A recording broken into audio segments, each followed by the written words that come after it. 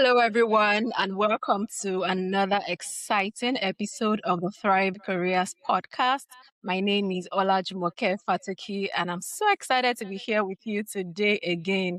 And particularly, I'm excited about today's conversation because there's something we've done justice a lot to on this show, and that is talking about how people can land their dream jobs, how to ace your interviews, how to even get through the hiring process, all of those networking gimmicks and all of that. But I feel like something we haven't really done a lot of work on is what happens after you get the job. Especially as immigrants, when you're face to face with the reality, and then you realize that the journey only just started after getting your job offer. And that's what we're going to be discussing on this episode today. And I'm so excited again. You can see how many times I've used the word excited in just this intro because I am truly excited because we have someone in the house who gets it. And her name is Dr. Lola Adeyemo. Lola Adeyemo is the CEO of EQI Mindset, a management consulting firm focused on employee engagement and inclusion. She's also the founder of Immigrants Incorporated, a non-for-profit empowering immigrant professionals in corporate America. Lola has almost 2 decades of experience in Fortune 250 STEM companies. She is a TEDx speaker, San Diego Equal Opportunity Commissioner, and the author of the award-winning book, Thriving in Intersectionality. She also hosts her own podcast, Thriving in Intersectionality, where she digs deeper into some of these topics. So in this conversation, we are going beyond the surface. We're talking about the silent sufferings, the overqualified trap, and what employers actually need to do to create real inclusive workplaces where immigrants and every professional can truly thrive. So thank you so much, Dr. Lala, for joining us on the call today. I'm so excited to have you. Thank you for having me. It feels really nice to hear my last name pronounced right, with the right accent, with the right intonation and everything. Olajumoke. Thank you for having me. I love it too. It feels really special. Thank you so much for joining us. We're so glad to have you and the conversations today. So this episode is for every immigrant professionals who are navigating workplace challenges right now and for employers and leaders who genuinely want to do better. And that's why we're having a conversation like this. So, Dr. Ola, how do you feel? How are you feeling this morning? Are you ready for us? I am ready. This is one of my most favorite topics. So I am ready. No preparation required. This is lived experience. This is the world I live in every day. And Exactly. if I could enlighten even one employer and encourage even one immigrant professional, then we've done. Awesome. We're so glad to have you. All right, we're just going to dive right in. And I'm just going to start with our very first question for today. We had such an amazing pre-chat. And, I remember telling myself, I wish this was the call already. Like, can we just turn off the microphone and just start recording?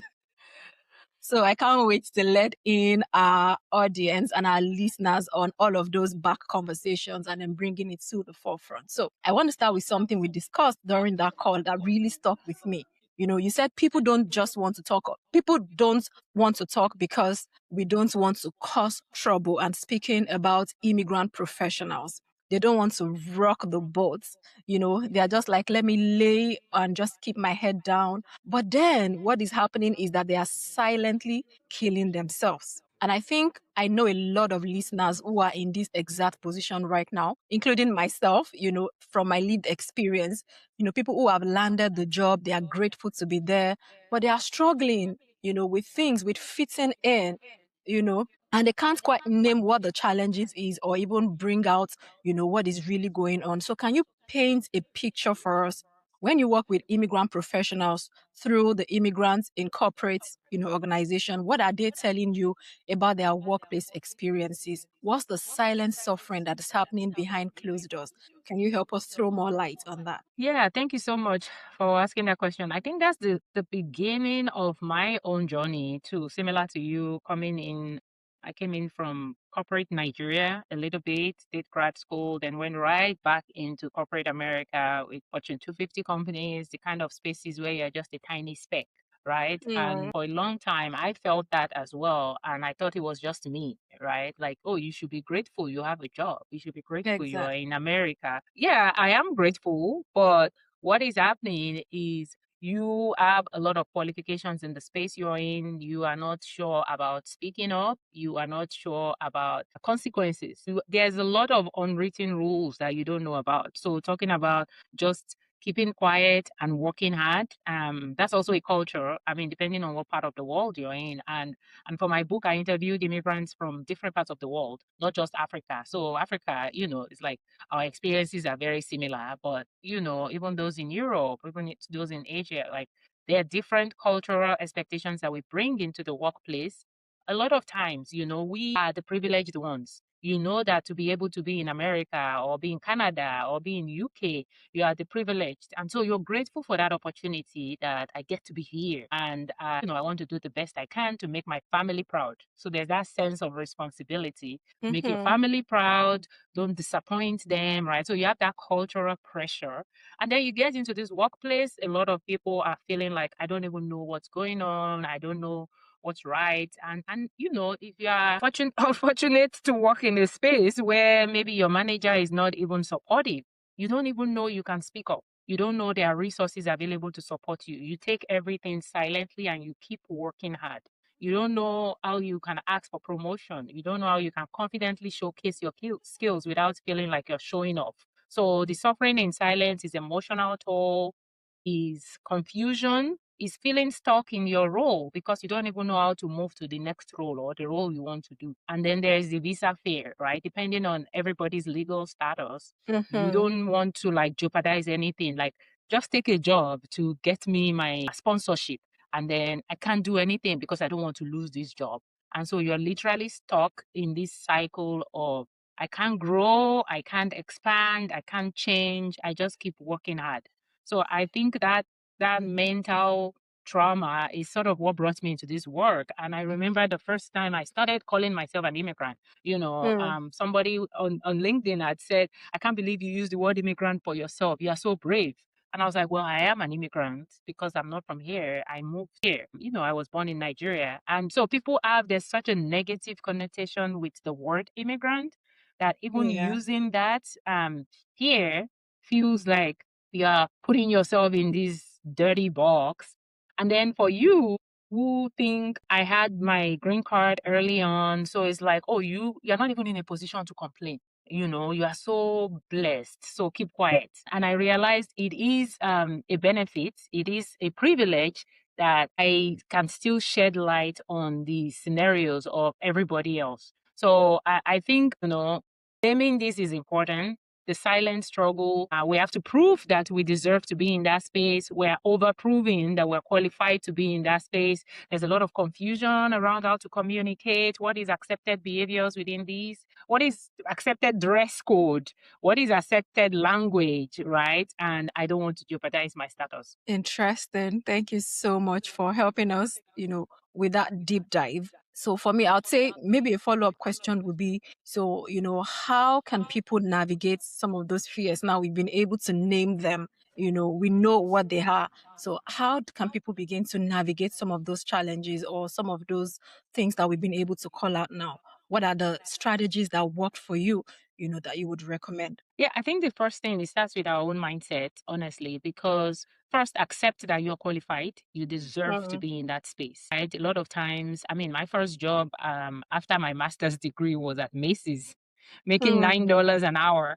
But I did it with so much pride because I was so tired of staying at home, right? mm. But I don't need to question myself, right? We are qualified. A lot of people come from a different country with years of experience, and then when you get into this workplace, you feel like a fresh, new level entry person. It's almost like you're going back to ground zero, Yeah. where you don't even know what's going on, right? So I think the first thing is to recognize I deserve to be here. I belong in this space, right? I'm qualified. And then the other piece is to surround yourself with the right people, because that's really the biggest challenge that we have as immigrants when you move to a new country is you lose your community. You lose your community that you had from your job history, your college history, your community that you grew up with. And so you're coming into this new space and you don't have your own people.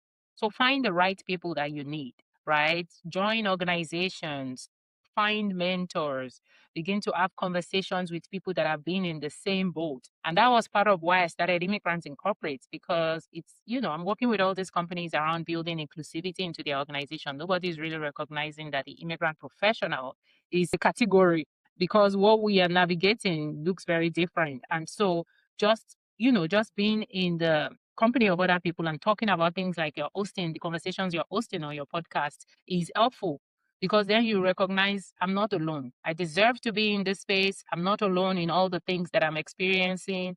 And then talking through those scenarios, if you are having a boss who is not treating you right, you're not imagining it, you are able to walk through it with other people and they tell you, no, that is not right. These are some of the things you should say. This is, you're able to go to your HR. You are able to use EAP if you need it. You are able to find other mentors within the same organization. You can go to your manager's manager, right? So helping you understand how to navigate when there are different things going on, because each company is different. And so also taking the time to understand your organization, ask questions. So people like to answer questions that puts them in the place of authority, right? So if you look to other people and you ask them, they would share their experience and the resources. Awesome. Thank you so much, Dr. Lola. So let's take it to the next level. And you already touched a bit on it from this very last question. And that's the underemployment, trap that a lot of immigrants find themselves in. Sometimes, we come in and we just want to get our foot in the door. You already, said a lot about that. We have bills to pay. A lot of us sold things from back home, to be here.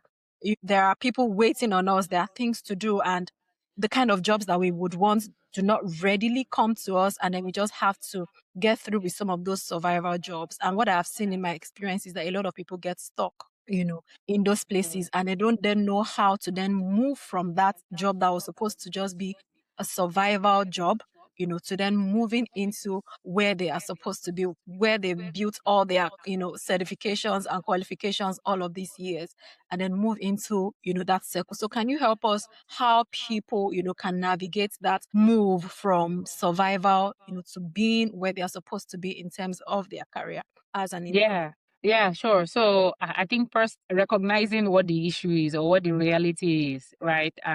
Companies love talent, right? They love when you bring the qualifications to do the job. And a lot of times they have great experience with hiring an immigrant because you bring a lot of, work ethics, qualifications already. But what happens is that underemployed, overqualified trap, right? Is I know my skills are way above what this job requires. And and I'll use my Macy's job as an example. I just finished with a master's in biotech.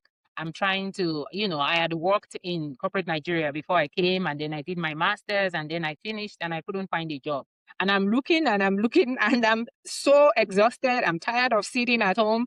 And I get a call from Macy's, and the job was like $7. And of course, I show up to the interview really like I just want to, I'm going to work hard. I'm going to be on the shop floor, and so they can tell you're going to do a good job. You will do the job they had. And she said, I just feel like, I'm getting the best part of the deal here. And, I'll add $2 more on your pay. And I'm laughing because you're like, oh, I'll pay you $9. Like, what's the difference between 7 and 9? So, I'm doing you a favor. I'm giving you $9 instead of 7.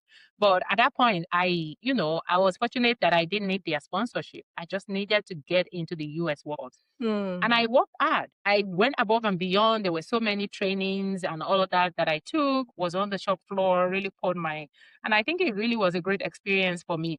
But what happened is if I had stayed over there, I probably would have moved up really quickly.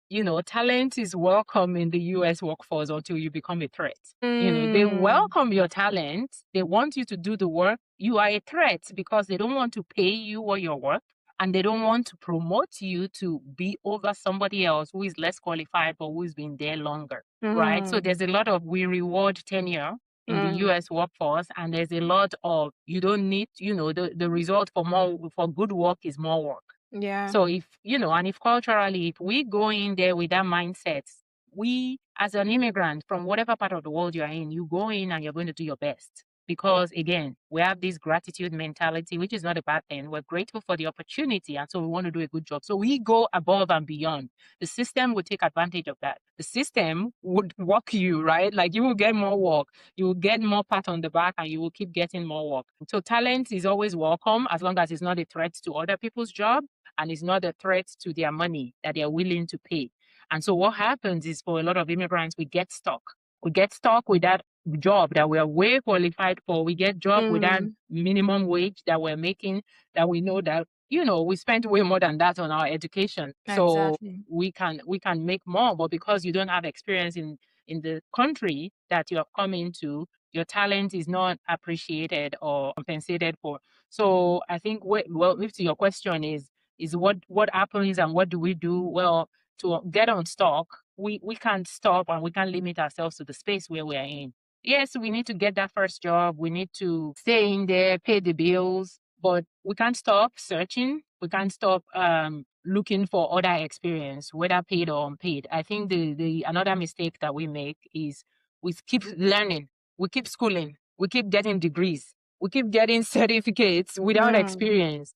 At that point, you have enough education. What you need is experience. So even if it's an apprenticeship, even if it's an internship, even if it's a volunteer role, once you get that first job that is low paying, start developing yourself with experience somewhere else. It doesn't have to be the company where you are. Within the same company where you are, you could find, depending on the organization, you could find ways to volunteer your time to do other projects, right? But we need to stop going in circles with more education and instead look for how can I get more real-time experience in the country where I now call home. Amazing. I really love that. And I love the way you tackle the question. A lot of times emphasis on certificates. And I think that's a challenge from, the society we came from, but more emphasis on getting the needed experience. And thank you for really spotlighting that so more people can take advantage of volunteering. Because again, that's not something we're also used to, from our clients. We are used to what is in need for me, what do I stand to gain? Why am I volunteering my time, for free? But to get that desired experience that will take you from stock to being on stock, these are some of the strategies. And thank you so much, Dr. Lola, for leading us in that direction. All right. So we've talked a lot about immigrants and experience, and we're still going to come back to that. But now, because that's one of the things that I was envisaging for this episode, is that we put that balance to it. Yes, there is the work that needs to be done as immigrant professionals, as corporate professionals, but there's also the beats of the employers, and that's where we are going to right now. So I know because of your background also as a consultant at QI Mindset, a lot of companies right now have diversity statements on their websites. They do DEI training, they celebrate Heritage Month, they have employee resource groups on paper. It looks like they're doing everything right, but you and I know that there is a lot of gap, between what companies say versus what happens in practice. So my question is, let's be honest, what is that gap? What are companies missing when they think they are being inclusive while immigrants, are still being passed over? Yeah, I know. I was going to say, well, they've taken down all the statements from their websites. Don't worry. The statements are not there anymore. This is 2026. All the statements that came up in 2020 have come down. Imagine But I that. will I will say those that are serious about doing the work, they are still doing it. Because I've seen both sides of these, right? I've seen employers that really want to do the work, and maybe there's some handicap as far as regulations and policies and shareholders. And so they have adjustments that they've had to make to how some of this work is allocated, is defined within their organization, or beneath that commitment that is non-performative. So there is the performative, people that overnight just spring statements, overnight just launch ERG. I think we were talking about organizations and their role in Yes. this conversation. And part of the reason why I started talking about this through the immigrant lens was because that's my lived experience. And, it started with first the curiosity. I was curious. Is this just me? And so I specifically did a lot of interviews with immigrants from different parts of the world, not just I always represent Africa as one, but we know that Africa is multiple countries. But I found a lot of similarities with immigrants from Africa, a lot of similarities with immigrants from Europe, a lot of similarities with Asian immigrants, right? In terms of what their cultural norm is and their challenges in the workplace. And so what I say on the terms of the organization is the biggest part of why I launched my organization around building inclusive workplaces. So EQI mindset is from equity and inclusion. It's not your job as the leader to choose how your employees feel belonging. As an immigrant, I personally identify as a woman, as a Black person, and also as an immigrant. And at some point, as a parent, right? I became a parent. And so one of the things that leaders try to do sometimes is put you in a box, you in their own box. So the role as the organizational leader is to create the environment so that your employees can choose how they feel belonging. And that's really what it comes to. When it boils right down to it, everybody just wants to feel seen, heard, respected in the way that matters to them. You can do 10 things. If you haven't really touched the area that is important to me, I'm going to feel excluded. And so companies fall into the trap of you create 20 employee resource group for every demographic you can think of. And then every Black person, you have to join the Black ERG. I'm like, well, but that wasn't the category that was important to me when I got into the workforce. It was gender. For me, what I needed wasn't to be in a Black group. I wanted to be with women group. And, there could be another Black female immigrant from Nigeria with a different experience and a different need. So when you think about your employees and their needs, every single person has a category that is important to them. How I feel belonging is unique to me. And for you as a leader is to create a safe space so that people get to show up how they want to and do their best work. And some of that might differ for different season as well. So I think companies are trying, and then there are those that are not trying at all, that believe in the myth that, we treat everybody the same. Everybody does not need the same thing. Everybody needs something different. And your role is to create that space so that people can find what they need in order to do their best work. So it's not a one size fits all approach at the end of the day. Thank you. But can you tell us some of those measures, specific measures that organizations can put in place that can really make a difference, in the lives of immigrant professionals, Yeah, if any? yeah, of course. So I think the first thing is when we have a lot of norms, support for navigating the norms within our organization. There's a lot of unspoken rules, things that we assume everybody knows as part of onboarding, creating a body system, right? Everybody coming into your organization, the goal shouldn't be for people to just fit into whatever you're doing. The goal is for them to find their space within your organization. And so there might be ways that you've been doing things. It doesn't mean that is the right way. It just means that's the way you've been doing it. And so for somebody coming in, part of that integration process is understanding what are the norms within this organization. How do we communicate? How do we navigate job growth?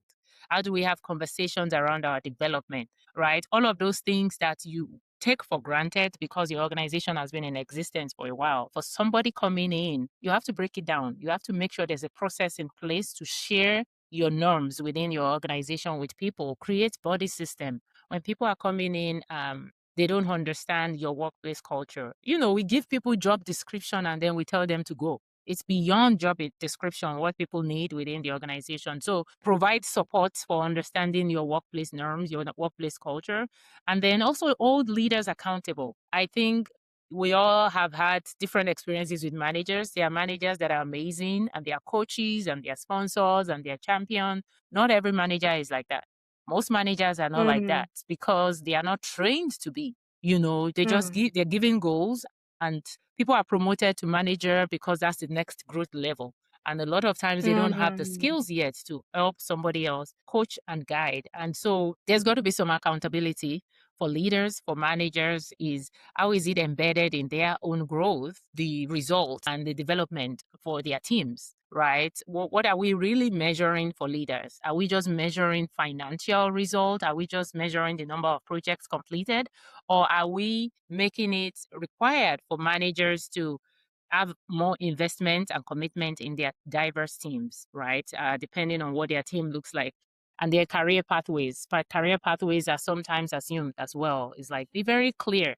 For an immigrant professional, the pathways might be different. The titles from my country might look very different from here. Don't assume everyone understands. I mean, even within the industry, some of these levels are very different. And so symbolic inclusion is more damaging to your company's reputation, right? It's the structures that you put in place. When we talk about belonging, how are you measuring performance? How are you helping people stay committed within your organization? We talk about retention. People stay where they feel valued.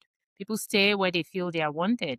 And so the more layers of diversity that somebody has, the more reasons for them to feel excluded. And so how are you as an organization creating a space that people want to stay, people want to work, and people see themselves growing? They can see clearly what the growth path is within their organization. So the structures, I think overall is how I would summarize that. Is we can't just make the statements. What do our structures look like? Our hiring, our onboarding, our career development, the day-to-day experiences that the manager and the teams go through. How are we measuring and holding them accountable for inclusivity in the workplace? What do we celebrate at our organization? Do we just celebrate accomplishments that has to do with monetary goals? Or do we celebrate when people bring their differences into spaces? How do we provide feedback, right? Do we acknowledge the differences in the way people learn and grow? So what are the ways that we've put the systems in place to make sure that it speaks to everyone and it supports everyone? Awesome. Thank you so much. You know, that conversation about the fact that not all managers are leaders it's a whole topic, you know, on its own. And I'm not just going to let us dive into that, but I appreciate the fact that you were able to also, you know, bring that to the fore because it's very important in the context of this conversation. So, okay, I want us to circle back to something you shared during our pre-call that I found very brilliant. And is also very in tandem with what we are discussing right now on the subject of inclusion. So you talked about sidewalk ramps, how they were originally designed for people using wheelchairs, you know, disability, inclusion advocacy. But now everybody uses them, parents with strollers, people with shopping carts, Yeah. delivery drivers, you know. And you said they were initially designed for a certain group of people, but now it is more beneficial to a lot more Everybody. people Yeah. in the society. Can you tell us a little bit more about that? Yeah, and I think it speaks to some of the pros of all the negativity we got around the term DEI, where some people don't even know what that acronym means, right? It's diversity, equity, inclusion. It's not a department that sits aside. It's a practice and a mindset of thinking through multiple layers and variations when it comes to people. And so, you know, the wheelchair ramp as an example, right? It's a group of people that are using a wheelchair. And we recognize the fact that we are not providing access with our buildings for the day-to-day movements that they have to go through. And so being able to include a wheelchair ramp, even in buildings, you know, workplaces, organizations. I worked at a company where we had, for Disability Inclusion Month, we had a speaker, a keynote speaker who was on wheelchair. And that was the first time we realized that the meeting room, the main meeting room within that organization, and this is a big company, the main meeting room didn't have a way for this lady's wheelchair to come into the room. We literally just found out how. And this event was around disability inclusion. And this was our main meeting room with hundreds of people that could fit in that auditorium. But the meeting room was not accessible by wheelchair. And so, you know, they literally had to carry the wheelchair into the room. But again, that was an eye opener that if this person who we brought in for a 1 hour keynote couldn't get into room, how much more employees that work within the organization and had to navigate that space every day, how much more access issues were they having? So the thing with designing things for inclusion is if you design it for inclusion of a certain group, there's going to be more people than you thought that will benefit from it because we all try to fit in and do things based on what we see as the norm. For example, hearing was also a big part of this. When I was working in corporate America, I had a colleague that had a hearing aid and I didn't even realize that. And we had a meeting that we're always having on WebEx at that time. And we moved the meeting to a different part of the company. So it was a different building that was far away from where he sits. And so we provided WebEx. We thought we were being inclusive, right? Like those that can't join should just join us on WebEx. And so I noticed that he wasn't joining. And so I asked him one time, just casually, like, hey, it'd be nice for you to join some of our calls. And he said, he pointed at his ears. And I'd known this employee for years. And he said he has a hearing disability, that he can't hear very well. He reads lips. And I was looking at him like, you mean if I'm talking to you now, you can't hear me? He said, no, I have to read your lips. And so that was huge for me. And it's an experience that still sits with me today, because I ended up having a conversation with him. And he was very instrumental in our employment process. Because I said, I was his onboarding. And he said, oh, every time he has to have an interview, he has to get a transcription services that he wasn't provided at the company. And so I ended up bringing him in to come and talk to us about the challenges he had when he was getting hired, because he couldn't do remote interviews. He has to see somebody's lips. And so again, but then once we fix that part of the process, not just him will benefit. Different groups of people will benefit that accommodation to be able to attend and be part of a conversation that they would otherwise not have been able to attend. And so when we design for inclusion, especially for people that have multiple layers of diversity, and immigrants is an example of multiple layers, is why I talk about intersectionality. When people have multiple underrepresented, unheard intersections, it's just a story, it's a perspective. It's my lived experience. But if you design for inclusion for an immigrant, you are touching on so many areas that you might otherwise have missed. So it's not giving handouts to immigrant. It's checking your systems so that it's inclusive of people from different walks of life, is the way I see it. So I think it's something that should be top of mind for us when we're reviewing our policies, when we're reviewing our processes anyway. So why not listen to people that have different experiences to make sure that our processes, our policies, just checks off these different areas. Awesome. Thank you. As you were speaking, I was just remembering, my days in active HR where, HR would always design all of those lovely initiatives that we believe employees would love without the input of the employees, Exactly. the actual beneficiaries, Yes. of those ideas that we're putting together. Yes. Because as our faces are different, our needs are different. And Exactly. you have explained that Yeah. a lot on this pod today. And I think one thing I would point out is I think a lot of times is companies just want to justify and say we are doing a lot, we're doing good. I think a lot of organizations are scared to recognize where the gaps are.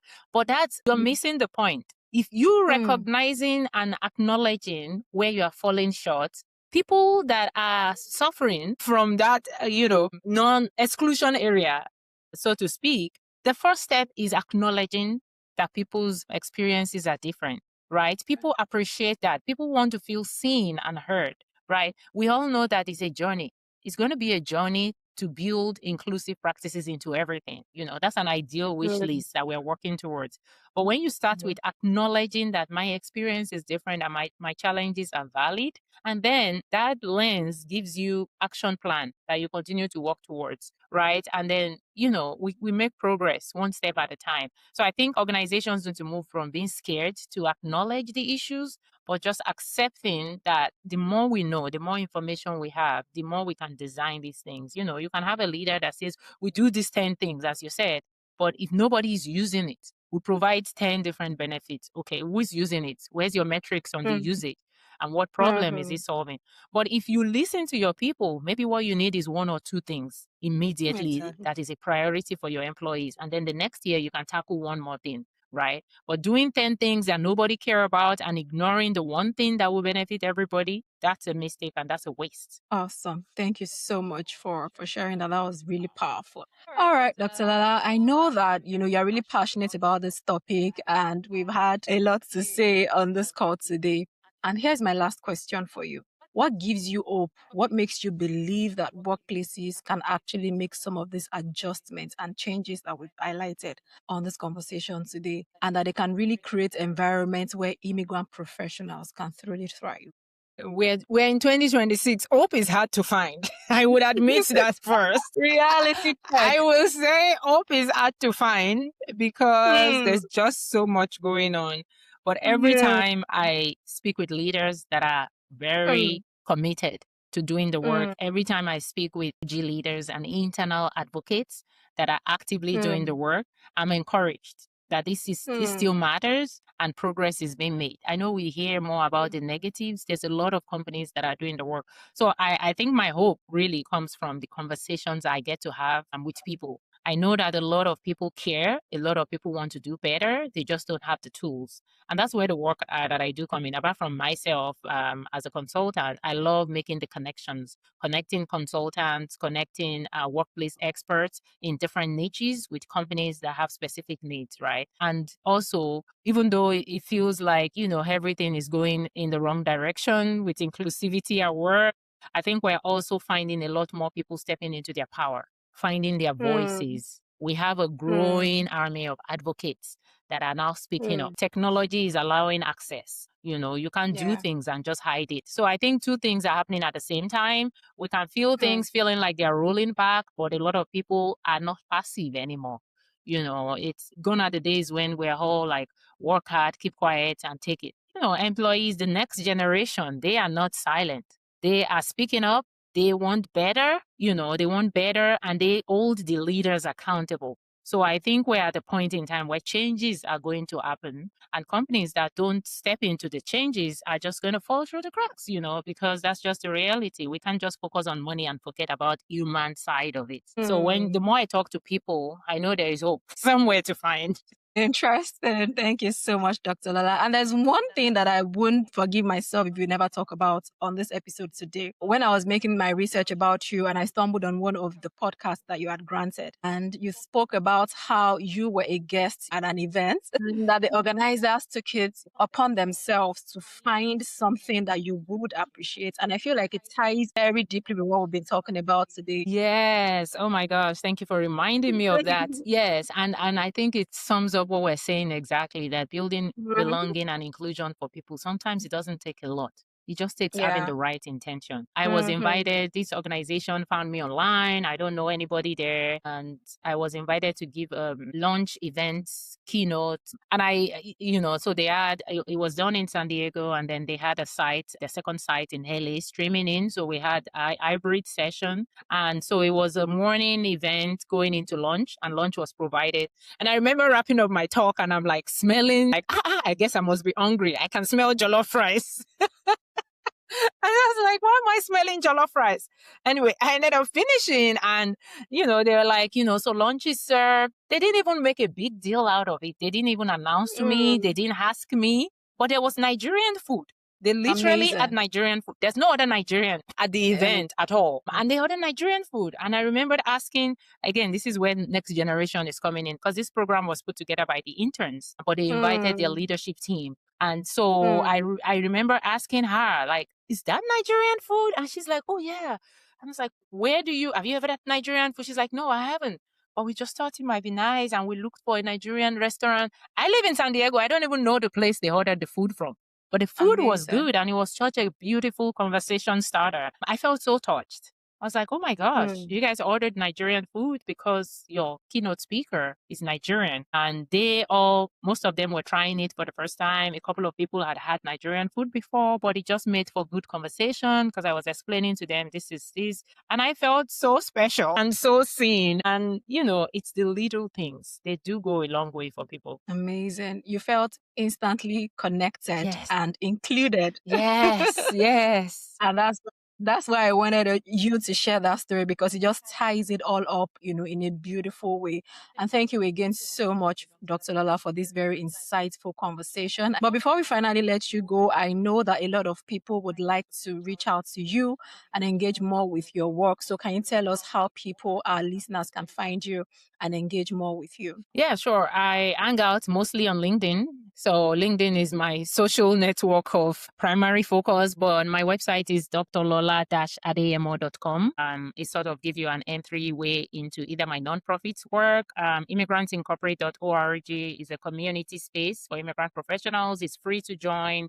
We host monthly connections, similar to your podcast, feels like this. We just connect with each other, share real-time resources. So go ahead and visit the website page and join our community calls. But if you are somebody that is involved with employee resource groups within your organization, either managing them, if you're in HR, managing these groups, a large part of what I do for my work is help companies build strategies around inclusive communities, regardless of what name you call it at your organization. If you're launching ERGs, if you are developing existing ERGs, and if you are looking for ways to support your diverse employees, that's where I come in. So looking forward to chatting with you all. Thank you for having me. So, what word of advice are you going to leave in passing? This is like your final words to that immigrant professional who is listening to this episode today. What would you say to them? Oh, you are smart, you are qualified, you deserve to take up space. Don't ever feel like you have to apologize. Take up the space, take up all the space you need. We all need help along the way, and that's why we are here, building this community and resources for each other. Yeah, so reach out, but you're already smart, you already belong in that room. So I hope you don't forget that. Thank you so much. And there's no other way to end this episode or to bring this episode to a close than with that powerful statement. Thank you so much, Dr. Lola. And I hope our listeners, you've enjoyed today's conversation. And if you do, it helps us a long way if you would subscribe and if you would share the episode with your family and friends and with people who really need to listen to this conversation. So please don't keep it to yourself. Make sure you spread the word. And until I come your way again next time, keep thriving.